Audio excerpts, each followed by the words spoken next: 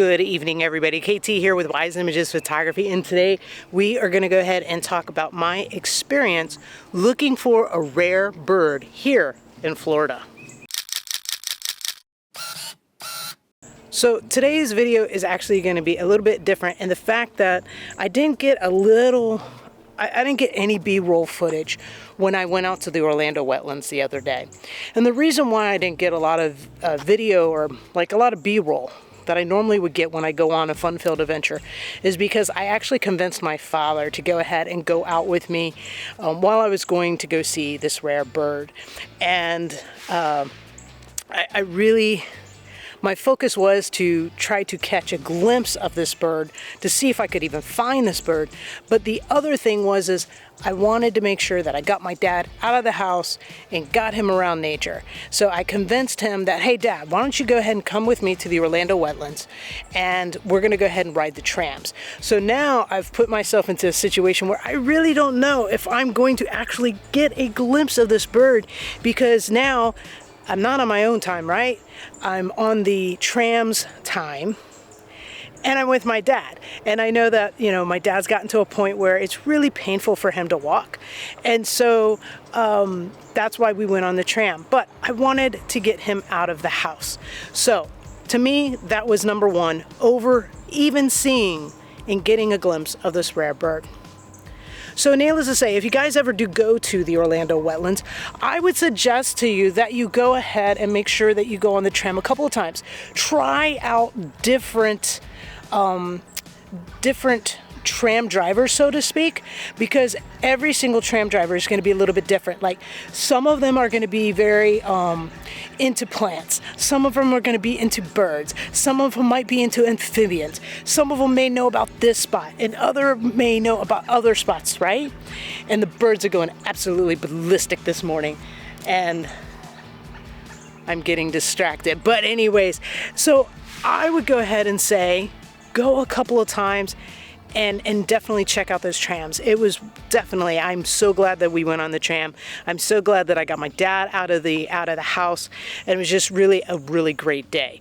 So needless to say, we go on the tram, and he was telling about what you would find over here and find over here, and so that was really, really cool.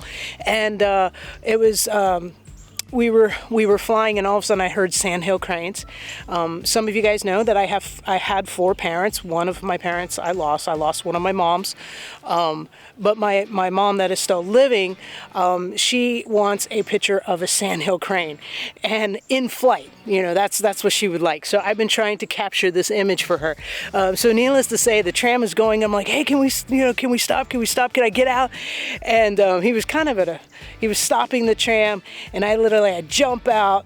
I try to get my footing. I try to find the bird. I was on the opposite side of the tram where the bird was coming, and the bird was coming in here, and I was on this side of the tram. And needless to say, I jumped out, and basically I just got the shot of the bird landing. So did not get the shot that I was hoping for, but that is okay.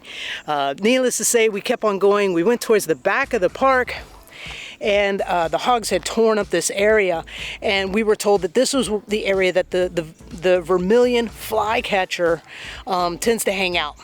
And I was told that he likes to hang out around the bank. And so we all got out of the tram, and just checking to see if people were coming and stuff, because I am on a bike path and I don't want to be in the way and get hit by a bike path, right? By a bike. That really wouldn't be a good thing. My normal outside spot that I normally go ahead and when I go to photograph and I come in town, so to speak, to photograph, the park is actually closed. It's like it just got destroyed by the hurricane. So I decided to pick a different spot. So anyways, I digress, right? So we get to this spot, right? And all of a sudden, we're looking for this bird and everything. And I looked up and over the water and into the distance, I see something red. And I take a shot, and I zoomed in real close on my camera, and I confirmed that it was the Vermillion Flycatcher. I was so excited, you guys. So now I'm just like going, come closer, come closer. So actually the bird did end up flying a little bit closer, went ahead and took another shot of that. And then there was all these tree swallows that were like flying around. And I don't know if necessarily that's what made him decide to change locations or not, but he kind of dive bombs down.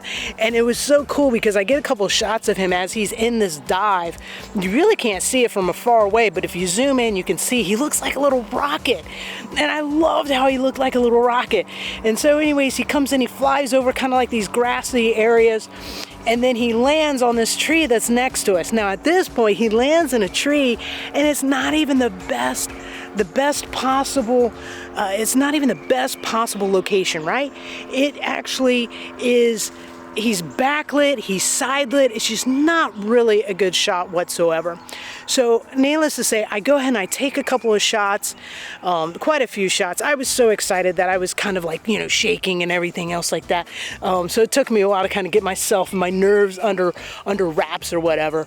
And then he kept on kind of flying from bush to bush to bush, and he flies to another bush. I take some more shots, and then when he gets on, and then I decide I'm gonna move my feet, right? Because sometimes when you're taking shots, you gotta remember that if the bird is not in a good position from where you are, you have to move to be able to get a better shot. So I went ahead, I moved, I tried to get a little bit closer. I got that safety shot first, and then after I got that safety shot, then I started moving, right? And then the Vermillion Flycatcher, he flew over to this other area. And I started taking some more pictures. And as I was taking pictures, I got excited again because right below him was a common yellowthroat. And that is not a bird that I get to see often. So here I am in in one shot, there's two different birds that are rare birds. Like I rarely see a common yellowthroat. So now I'm not only seeing this Vermillion Flycatcher, but I'm also seeing this common yellowthroat.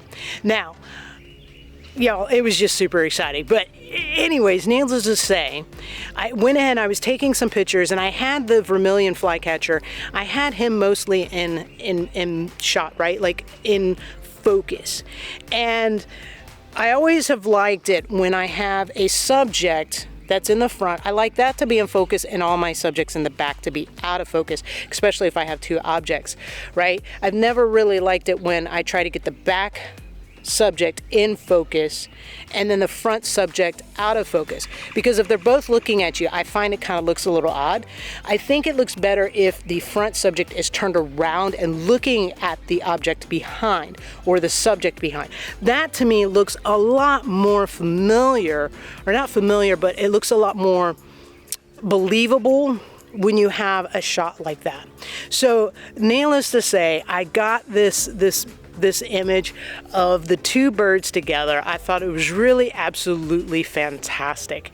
And the cool thing was after we got done getting some images of the birds and whatnot, we got ahead and got back on the tram, and then we finished up our tour and everything. My dad really, he was so excited about being out in the nature and everything else like that. He's been very sad since Mom's been gone. She's been gone a little bit over a year, almost going on 2 years now. And he's been very sad, and it's been very hard, and it's been very helpless. For me, it feels very like it's helpless. I feel helpless because I feel like I can't help him, and the fact that I got him out and he said that he had fun, that was like a very cool thing. So anyways, if you guys like this content, make sure that you guys like it, give it a thumbs up. I want you guys to remember that you're awesome. I hope that you have a fantastic rest of your week, and I'll see you later, alligator.